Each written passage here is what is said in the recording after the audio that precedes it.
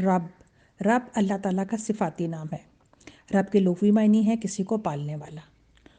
قرآن مجید میں متعدد بار اس لفظ کا استعمال ہوا۔ عربی زبان میں رب کے معنی آقا، مالک، پرورش کرنے والے کے ہیں۔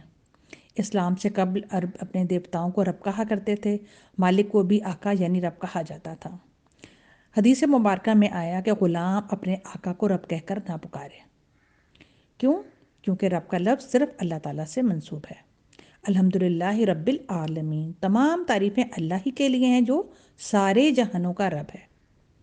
رب وہ ہے جو ہمارا خالق ہے، نہ صرف ہمارا بلکہ ساری کائنات کا خالق اور مالک ہے، جس نے نہ صرف پیدا کیا، ان سب کا مالک بھی ہے، مدبر بھی ہے، ان کا مربی بھی ہے، سب کی پرورش بھی کر رہا ہے۔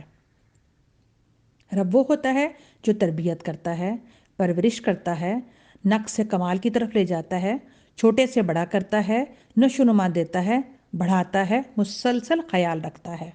جہاں کوئی خرابی ہو جائے وہاں وہ اصلاح بھی کرتا ہے۔ تو وہ رب صرف انسانوں کا نہیں، تمام حیوانوں کا بھی رب ہے، تمام مخلوقات کا پیدا کرنے والا ہے، اور ان تمام کی ہدایت اور اصلاح بھی کرتا ہے۔